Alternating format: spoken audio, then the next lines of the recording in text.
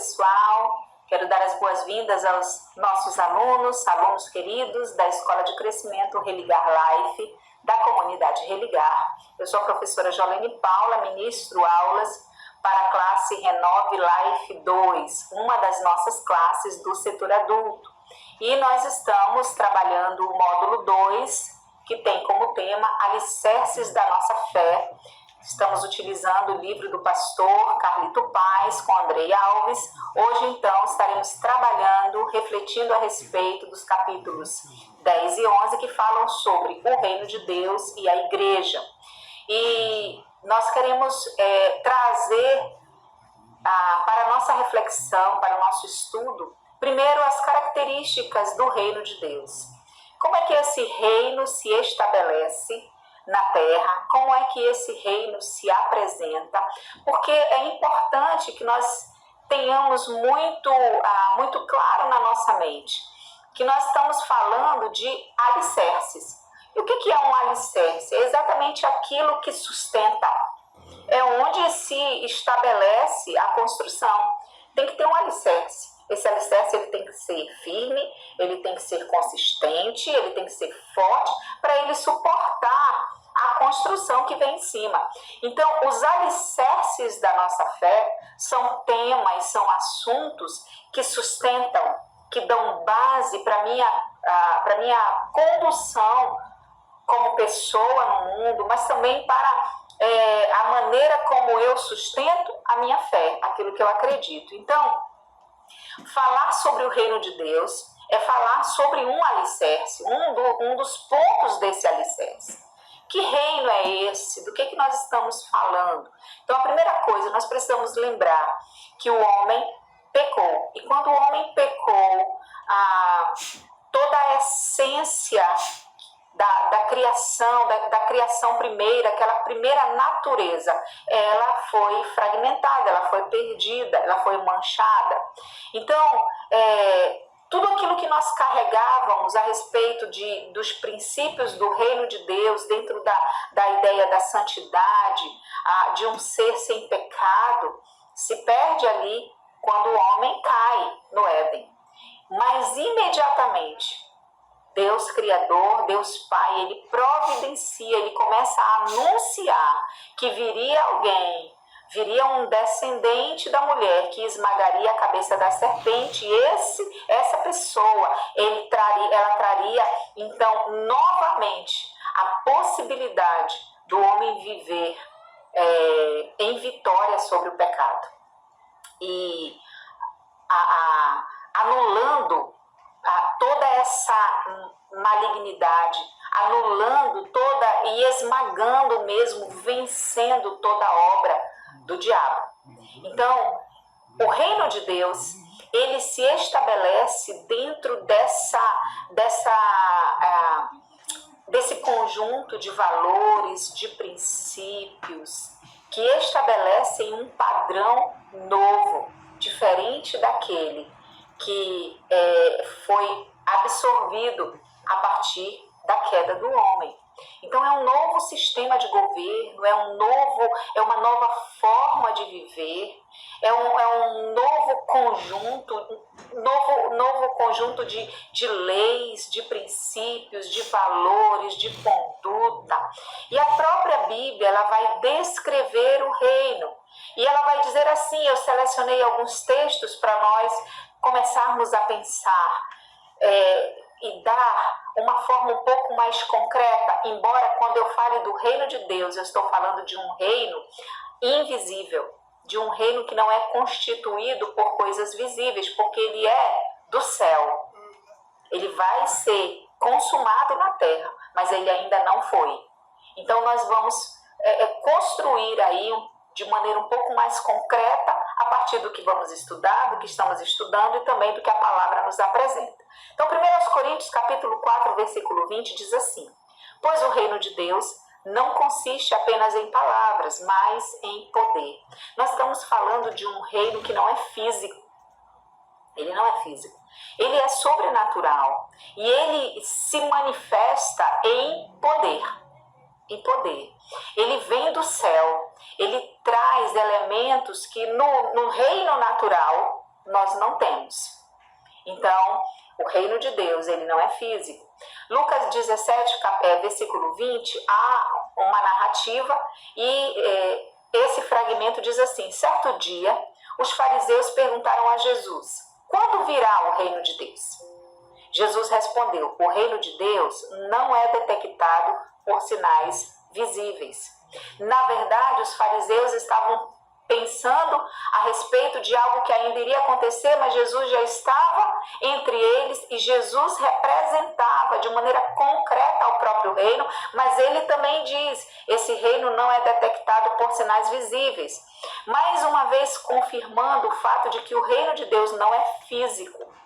Ele não está numa geografia natural. Ele veio do céu, ele vem do céu, ele foi estabelecido no céu, ele chegou à terra.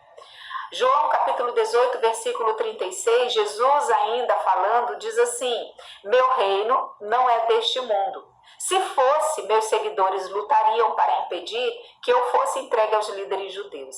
Mas meu reino não procede deste mundo. Então, mais uma vez, a palavra confirmando que nós estamos falando de algo que vem do céu. Algo que não está estabelecido e não foi estabelecido na terra, mas que chegou para nós. Chegou para nós. Então, nós precisamos ter muito clara essa definição do reino de Deus, porque nós somos cidadãos deste reino. E como é que eu vou ser cidadão de um lugar, de um sistema de governo, de valores que eu não conheço? Como é que eu vou viver sob na regência desse reino, se eu não sei que reino é esse, se eu não o conheço, se eu não sei quais são as suas características? Né? Então, como cidadão brasileiro, pertencente a essa pátria, eu preciso conhecer o mínimo que seja da Constituição, daquilo que são meus direitos, meus deveres, para eu me conduzir de maneira correta como cidadã brasileira. Como cidadã desse reino de Deus, eu também preciso conhecer o sistema de valores, de princípios, para que eu me conduza de acordo com esse reino, com a cidadania desse reino. Eu não faço parte somente desse mundo, eu estou nesse mundo, mas sou cidadã de um outro reino. Então, vamos pensar aqui juntos e vamos refletir sobre algumas características que o nosso estudo aponta a respeito do reino de Deus. Vamos lá. Ele foi anunciado no Antigo Testamento, promovendo a esperança do seu cumprimento em tempos vindouros. Desde o Antigo Testamento, o reino de Deus ele já está estabelecido no coração de Deus desde sempre. Ele existe. Como Deus existe, o reino dele existe. Mas ele se apresenta de maneira mais concreta com a vinda de Jesus. Mas desde o Antigo Testamento, ele já era anunciado, ele já era promovido para que ele fosse cumprido com a vinda de Jesus. Então, por meio do quê? Por meio das promessas que Deus faz ao seu povo, por meio do sistema que Deus estabelece de relacionamento com o seu povo. Quando Deus ali orienta Moisés, quando ele orienta o povo, o seu povo, dizendo, olha, se conduzam assim, façam dessa forma, ele está anunciando o seu reino, princípios do seu reino. E ele está promovendo, e todas as vezes que ele por meio das suas promessas, anuncia que virá um descendente da mulher que vai esmagar a cabeça da serpente. Ele também está promovendo a esperança do reino de Deus se cumprindo em tempos vindouros. Também o reino de Deus cumpriu-se em Jesus por meio da sua vida, milagres, sinais, ensino, morte e ressurreição. Jesus ele foi reconhecido como alguém diferenciado. As pessoas olhavam para ele e elas constatavam, essa pessoa, esse homem, ele fala como quem tem autoridade. Ele não é qualquer um, porque ele trazia dentro de si o reino de Deus. E como nós vimos no início, o reino de Deus, ele consiste em poder. Jesus veio cheio dessa autoridade, do reino de Deus, cheio de poder. Então a sua vida, aquilo que ele operou, sinais, maravilhas, milagres, a sua própria morte e ressurreição, os ensinos que ele deixou, tudo falava, tudo concretizava o reino de Deus. Ele era ele foi, né, e ele é a concretização do reino de Deus. O reino de Deus também passou a ser conduzido e estabelecido na terra pelo Espírito Santo a partir do Pentecoste. Quando Jesus diz, olha, eu preciso ir para o Pai, preciso voltar, porque eu tenho ainda uma missão a cumprir. Preciso preparar o lugar para poder voltar e levar a minha igreja, para que vocês estejam onde eu estiver. Ele diz, eu vou deixar o Consolador, eu vou enviar o Consolador. E ele vai fazer vocês caminharem, vai ajudar vocês na caminhada. Ele vai fazer vocês lembrarem do que precisa, ele vai levar vocês a toda a verdade. Então, ele estabelece o Espírito Santo vindo como essa pessoa que vai nos ajudar a viver o reino de Deus na terra. Então, o Espírito Santo hoje, ele é o responsável por conduzir e estabelecer o reino de Deus na terra. O reino de Deus também já se encontra no meio dos salvos em Cristo. A partir do momento que nós conhecemos a Jesus, entregamos a nossa vida a Ele, nós passamos a ser pertencentes desse reino. Esse reino se estabelece na nossa vida. Nós somos a igreja, então o reino de Deus ele está estabelecido no meio da igreja, no meio dos salvos. Mas ele vai ter a sua consumação, ele vai ser consumado na segunda vinda de Cristo. Porque a própria palavra apresenta, isso tem a ver com a outra característica. A palavra vai apresentar que vai descer do céu a nova Jerusalém. É um novo céu, uma nova terra. E nessa nova Jerusalém, o reino de Deus, a palavra vai dizer que Deus será conhecido de maneira totalmente explícita para nós. Nós vamos ter um relacionamento agora sem pecado. O mal vai ser derrotado, o reino de Deus vai ser estabelecido por completo, consumado e habitado pelos salvos. O reino de Deus também, uma outra característica, ele é vivido pelo homem restaurado com poder e autoridade. Então, nós não estamos, claro que como cidadãos dessa terra, nós cumprimos, nós estamos debaixo das leis que regem, por exemplo, o nosso país. Mas nós somos cidadãos do reino dos céus e nós já precisamos viver com essa autoridade, com o poder que esse reino estabelece em nós. Por isso que ele é um fundamento da nossa fé. Porque senão nós vamos viver somente sob os padrões da terra. E só os padrões da terra não dão conta. Na verdade, estão bem longe dos padrões do céu. Né? Então nós precisamos nos conduzir como pessoas restauradas, salvas e cidadãs do reino dos céus. O reino dos céus manifesta-se no mundo. Promove o perdão, libera a cura e liberta o oprimido. Então o reino de Deus ele continua se manifestando por meio dos cristãos, por meio da igreja espalhada por toda a face da terra. E ele continua promovendo o perdão, liberando cura, libertando o oprimido, ou seja, ele continua o reino de Deus disponível para que nós, os cristãos, usemos o seu poder para realizar tudo isso. Ele deve ser buscado em primeiro lugar. A palavra de Deus vai dizer, Mateus 6, versículo 33, busquem, pois, em primeiro lugar o reino de Deus e a sua justiça. E todas essas coisas serão acrescentadas a vocês.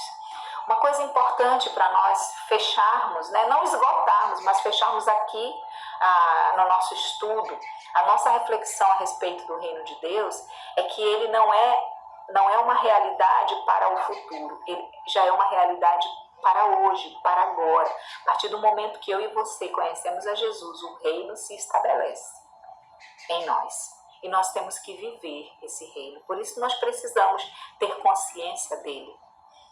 Quando as pessoas olham para nós, elas esperam sim encontrar um diferencial em nós. Mas por quê? Elas talvez não saibam explicar, mas é porque nós não somos cidadãos apenas desse mundo. Nós somos cidadãos dos céus. Há um reino estabelecido no céu. Ele chegou à terra por meio de Jesus, ele vai ser consumado, é nele que nós vamos viver. E nós precisamos hoje conhecê-lo, buscá-lo. E a Bíblia diz assim, em primeiro lugar, buscar em primeiro lugar. Eu sei que às vezes, na nossa rotina como ser humano, a gente busca tantas outras coisas desse reino aqui natural. Parece até que a gente vai viver a vida toda nele. Não é? Nós não somos desse mundo. E quanto mais cedo nós entendermos isso, não é que nós não vamos sonhar, nós não vamos projetar, claro que sim, nós vamos ter sonhos, projetos, nós vamos realizar obras nesse mundo, para esse mundo, obras que são naturais, de crescimento, né, junto com a nossa família, com a nossa comunidade, igreja local, mas nós precisamos entender que aqui não é a nossa morada final e que não é nesse sistema que nós vamos viver para sempre. Há um reino com um sistema diferente, diferenciado, que é o sistema do reino de Deus. E é nele que nós vamos viver, para ele que nós estamos sendo preparados. Bom, nós falamos sobre o reino de Deus e agora vamos falar um pouco a respeito da igreja.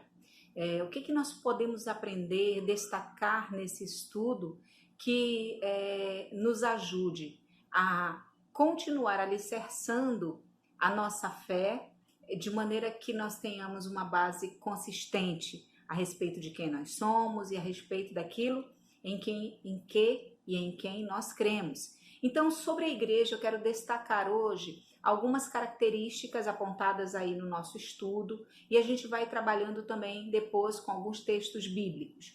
Então, algumas características sobre a igreja. A igreja é o ajuntamento dos salvos em Cristo e existe para dar continuidade à sua obra. Nós sabemos que Cristo estabeleceu a igreja. Sobre esta pedra, ele diz, edificarei a minha igreja, né? Então, esta pedra referindo-se a ele mesmo, ele é a rocha, né? Então, ele estabelece a igreja, é ele quem vem e faz a obra, executa a obra de redenção. E esses salvos compõem a igreja. Não a igreja a instituição, mas a igreja como esse ajuntamento de salvos espalhados ao redor da terra. E daquele momento até hoje a igreja continua em crescimento e existindo também para dar continuidade à obra de Jesus. Uma outra característica, ela deve ser apostólica, profética e pastoral. E o que isso vai significar exatamente? A igreja ela deve ser apostólica no sentido de promover a expansão do reino de Deus sobre a terra. A igreja e o reino de Deus têm uma simbiose, uma aliança aí, porque a igreja é exatamente aquela que vive o reino de Deus, esse reino que não é físico, que nós acabamos de estudar sobre ele, na terra de maneira concreta. Então, ela é apostólica no sentido de promover a expansão desse reino sobre a terra. Ela deve ser profética ao atrair os céus para a terra, ao falar sobre os céus, ao falar aquilo que os céus dizem, a respeito do homem. E também pastoral, ao oferecer o cuidado e o amor de Deus para a vida das pessoas, de maneira individual, de maneira a apacentar mesmo, com esse pastoreio. Então a igreja ela tem essas características, ou deve ter essas características, ser apostólica, ser profética e ser pastoral. A igreja também celebra duas importantes ordenanças que são simbólicas, o batismo e a ceia do Senhor. E isso até que ele venha. E essas duas ordenanças, elas justamente apontam, simbolizam, celebram o sacrifício de Jesus, sua vida, morte, a ressurreição e a aliança, o compromisso que nós... Porque quando falamos de igreja, aqui nós não estamos falando da instituição igreja, mas de cada um de nós, igreja, esse grupo de salvos. Então, a ceia e o batismo, nós vamos como igreja sempre estar celebrando, porque sabemos que são símbolos de compromisso, mas também são símbolos que anunciam até que o Senhor volte, aquilo que ele já fez e aquilo que nós continuamos esperando. né, que é o seu retorno. A igreja tem Cristo como cabeça e cada cristão está debaixo da sua autoridade. Veja, nós temos líderes na igreja local, mas há um cabeça da igreja que está espalhada ao redor da terra, essa igreja estabelecida por Jesus, de salvos. Ele é o cabeça, é ele quem direciona, é ele quem orienta, é debaixo da sua autoridade que nós estamos. Então ele é o cabeça. Todo crente deve buscar a sua maturidade por meio de práticas espirituais. Cada um de nós, como igreja, precisa continuar amadurecendo, crescendo, e isso não se dá de maneira passiva. Por isso é importante nós lembrarmos, como fundamento da nossa fé, que nós como igreja precisamos continuar buscando as práticas espirituais. E elas são específicas para o nosso amadurecimento e para o nosso crescimento. Leitura da palavra, oração, jejum, adoração, vida de comunhão, consagração, as práticas espirituais. Porque se nós não buscarmos e não crescermos, a igreja não cresce e a igreja não amadurece, porque nós somos a igreja. Outra característica, todos os salvos são chamados para viver os 5 propósitos de Deus. Quais são esses propósitos? Adoração, comunhão, discipulado, missões e ministério. Uma igreja que vive os 5 propósitos é uma igreja em que cada um de nós, cada um dos salvos, vive os 5 propósitos. Nós temos esse chamado para adorar, chamado para viver em comunhão, chamado para ensinar, fazer discípulos, chamados para anunciar o evangelho, propagar o evangelho, que é missões, e chamado para servir o próximo, servir a comunidade, que é o ministério. Então nós somos chamados para viver esses 5 propósitos de Deus. E a igreja, então, por meio de nós, vive os 5 propósitos de Deus. A igreja local, ela também é uma agência que chama, que levanta, que capacita, que dá formação para líderes, para pastores, né? E nós, isso se concretiza nas igrejas locais. Então, as igrejas, elas formam os seus líderes, elas dão a capacitação para que haja crescimento. Essa também é uma característica da igreja. A igreja deve promover uma atmosfera de quê? Crescimento, um ambiente sadio, um ambiente de honra, pertencimento, filiação, paternidade, acolhimento. Veja, tem pessoas que tratam a igreja como se fosse um lugar de passeio, de ir e vir sem compromisso, e não é essa a perspectiva bíblica. A igreja, ela é, sim, um ambiente de pertencimento. Então, quando eu pertenço a um lugar, eu tenho envolvimento com esse lugar, com a vida desse lugar, com o movimento que esse lugar faz.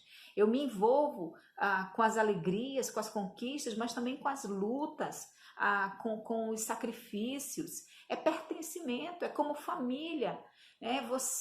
Família você não escolheu, mas uma vez que você tem a sua família, você zela até o fim por ela. Você não sai abandonando a sua família porque alguma coisa deu errado, porque você não concorda com alguém, teve alguma situação.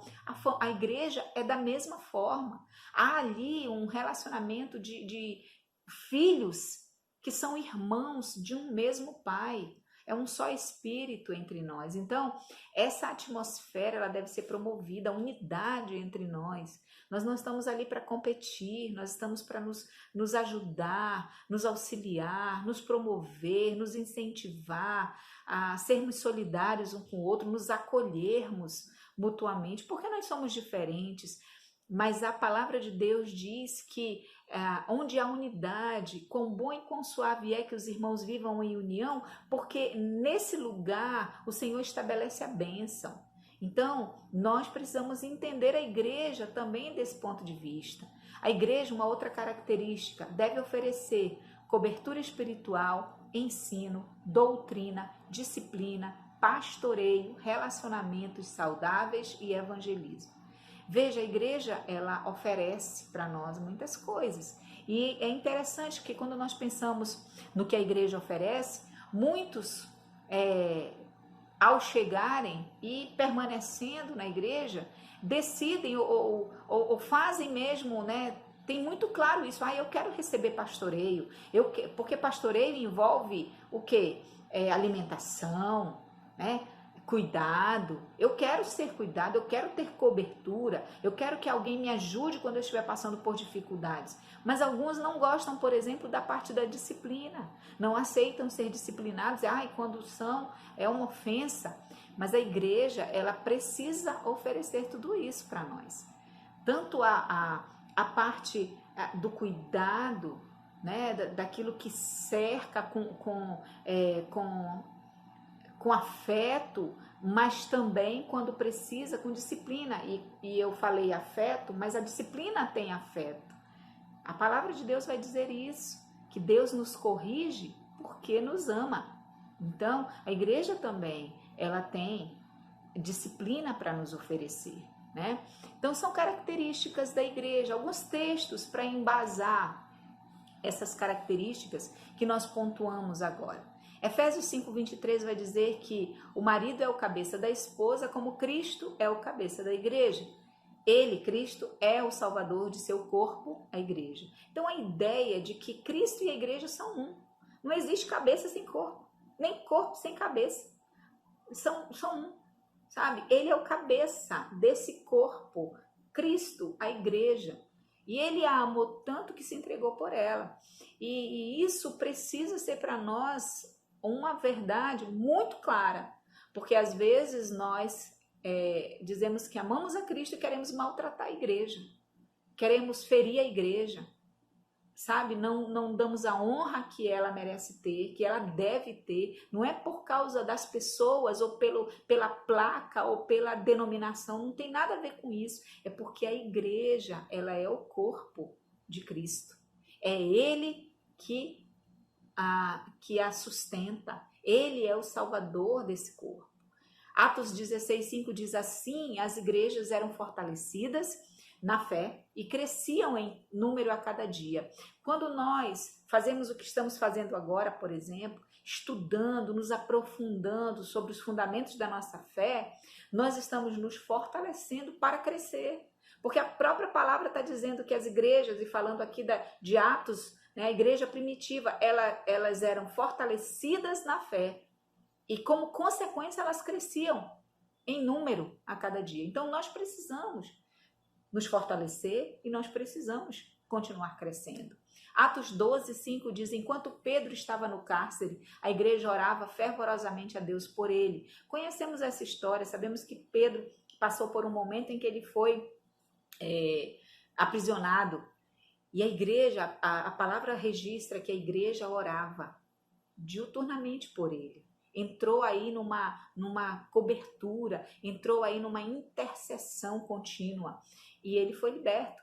Ele saiu do cárcere enquanto a igreja orava, sabe? Orava fervorosamente. Então, esse é um papel da igreja também, confirma as características que nós falamos. Efésios 5:29, ninguém odeia o próprio corpo, mas o alimenta e cuida dele como Cristo cuida da igreja. A igreja, ela é alvo do cuidado de Jesus. E algo que é tão precioso assim, não pode deixar de ser precioso para mim. Eu sou igreja, mas eu também encontro a igreja no meu irmão. Então, eu preciso cuidar da igreja. Eu preciso ter zelo. Quando eu cuido de mim, quando eu me consagro, quando eu zelo pela santidade, quando eu busco caminhar de maneira a não desonrar a palavra, a não envergonhar, sabe, a não ser motivo de escândalo, eu estou também cuidando da igreja. E a palavra, ela respalda isso, porque ninguém, ela diz, odeia o seu próprio corpo. Mas antes, você todo dia alimenta e você cuida desse corpo, porque é nele que você habita. Então, a igreja também precisa ser cuidada. Cristo cuida e nós precisamos cuidar também. Efésios 1:23 vai dizer: e a igreja é seu corpo. Ela é preenchida e completada por Cristo, que enche consigo mesmo todas as coisas em toda parte. Então, é o próprio Jesus, ele é o Senhor absoluto da igreja. E quando nós falamos de igreja, mais do que instituição, não estamos falando só de igreja local, né? Nós estamos falando da igreja, o macro, essa igreja espalhada ao redor da terra. É algo que nasceu no coração de Deus. Mas quando nós nos relacionamos com uma igreja local, e essa igreja local também é alvo do mesmo amor, porque ela também é projeto de Deus para compor essa igreja ao redor da terra. Então nós, como comunidade Religar, nós precisamos estar atentos com o zelo, com o cuidado, com a maneira como nós nos portamos, comportamos, nos relacionamos uns com os outros, porque nós levantamos a bandeira de sermos igreja. E nós precisamos realmente honrar o cabeça da igreja, que é Jesus. Eu vou fechar então essa reflexão sobre a igreja, trazendo um texto que é muito conhecido e ele é espetacular. Mateus 16, versículos 18 e 19, quando Jesus diz assim: e sobre esta pedra, aliás, ele diz referindo-se a ele mesmo, né? Ele como rocha, sobre esta pedra, ele, Jesus, edificarei a minha igreja, e as portas do inferno não prevalecerão contra ela. E eu te darei as chaves do reino dos céus, e tudo o que ligares na terra será ligado nos céus. E tudo o que desligares na terra será desligado nos céus. A gente percebe aí, nessa fala de Jesus, nessa palavra que ele deixa sobre a igreja, essa simbiose, essa unidade entre a igreja e o reino dos céus. O Senhor, ele diz: eu entrego para a igreja as chaves do reino dos céus. O que for ligado aqui na igreja, pela igreja, é ligado no céu. O que for desligado aqui é desligado no céu. Gente, isso é algo extraordinário, porque nós estamos falando ao mesmo tempo de coisas concretas, mas que elas trabalham, elas operam com poder, com o sobrenatural de Deus, o reino de Deus. Então, nós precisamos continuar fundamentando a nossa fé de maneira tal que, como igreja, o reino de Deus seja visível entre nós. Que Deus nos abençoe, em nome de Jesus.